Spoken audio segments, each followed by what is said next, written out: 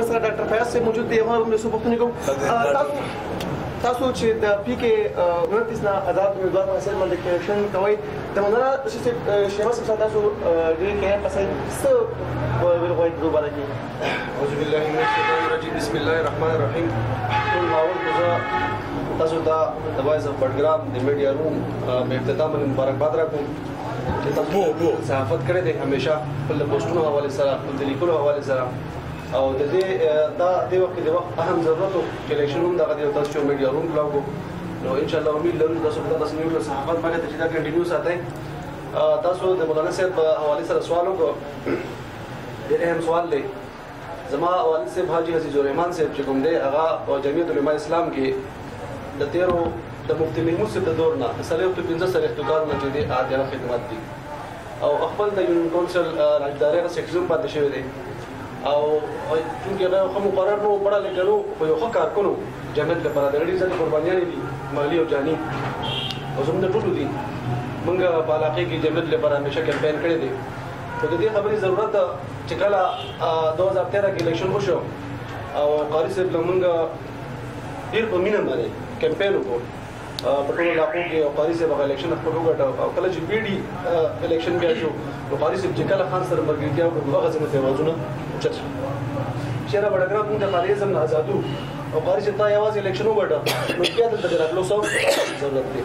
چونکې ما هم هغه الیکشن کې حصه اخیستې وه، او زه قاری صاحب په سلام وایم چې یاره قاری صاحب موږ ته همیشه ستا لپاره کمپاین کړی دی، جمعیت علماء اسلام لپاره کمپاین کړی دی، تاسو نه مخکې چې کوم کینډیډیټ وو زه د الیکشن ته راغلم، نو لهذا داسې دي چې کوم زموږ هغه همخیاله دي تاسو موږ سره کمپاین کې لویه مرسته وکړو. قاری صاحب هغه شی ونه کړ. بیا 15 کاله تور اقتدار کې قاری صاحب خپل ملګري په اعتماد کې نه دی اخیستی، او کله چې دا اوس د الیکشن ګیمه شروع شوه نو موږ بیا واورېدل په سوشل میډیا چې هغې بیا هغه د خانیزم ټول ته ګټه وغورځوله، او فیاض خان سره او تاکوړ خان سره او دې سره ملګرتیا وکړه. نو موږ په کلي کې چې کوم مشران وي یا زموږ چې کوم مشران دي یا زموږ ملګري دي اتحادیان دي، نو په دې خبرې هغې خفه وو، او د مولانا رشید احمد صاحب حوالې سره د دوی ډېر زیات خدمات دي، دا هم جمعیت کې وو، قاري صاحب هم جمعیت کې وو، نو موږ په مخکې د دې سپورټ ګر دي، موږ ټول په یو لاره باندې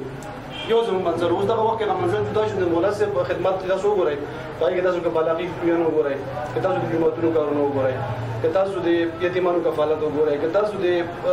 غریبو خلکو ودونو حوالې سره، یا د انسایید ویلفیر ټرسټ چې کوم هاسپیټل دی هغې حوالې سره، یا د پیپیک پنجګل پنجمیرال اکنامک کریډور نوم له ورکړی دی، نو هغې ته وګورئ، هغې کې درې جرګې وګورئ. نو په دغه خدماتو باندې موږ د مولانا صاحب مولانا رشید احمد صاحب چې کوم دی د هغه سره ملګرتیا کړې ده، او انشاءالله هغې سره په ټول طریقې سره موږ کمپاین کوو. چونکې زه په خپل هم پنجګل تحفظ مومنټ موږ یو تحریک شروع کړی دی، هغې نه زه اوسه پورې لا ټو ټایم ولاړ یم د هغې دپاره، موږ په علاقې کې مختلف جرګې کړي دي، زموږ نور هم جرګې را باندې امید دي چې عنقریب موږ دا الیکشن ونکړو او یو قومي کس سره انشاءالله موږ ملګرتیا وکړو. هغه تاسو چې د قومي کس ته اشاره وکړه نوم وانغستو، آیا ستاسو چې کوم مطلب چا سره د حادثو چانسز زیات دي؟ نو درې کسان چې کله موږ د الیکشن شروع شو زموږ په ذهن کې راغلي، یو خو په ان ای کې زموږ مولانا رشید صاحب چې د دوی سوکسانینو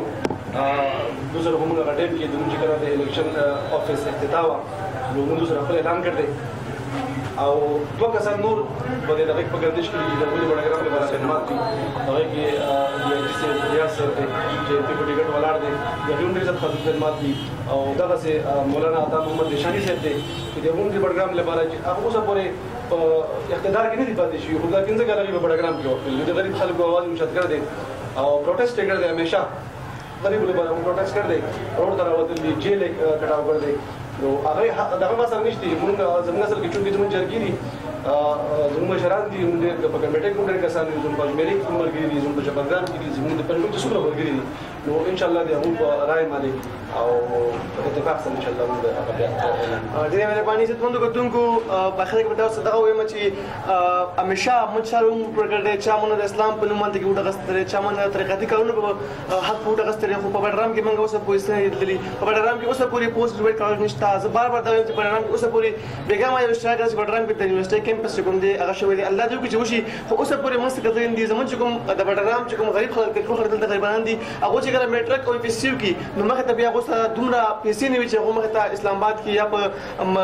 مسله کې یا بل ځای کې تعلیم مسله کې نو موږ ته داسې لیډرانو ضرورت دی چې هغه مخکې لاړ شي او زموږ دپاره څوکي. تاسو ته زه گزارش کوم التماس دی ریکویسټ دی زما چې په دې الیکشن کې تاسو سره چانس دی داسې یو کس منتخب کړئ داسې یو کس ته دې پرې موقع ورکړئ چې هغه زموږ لپاره د پټرام دپاره څوکي. ډېر ډېر مننه.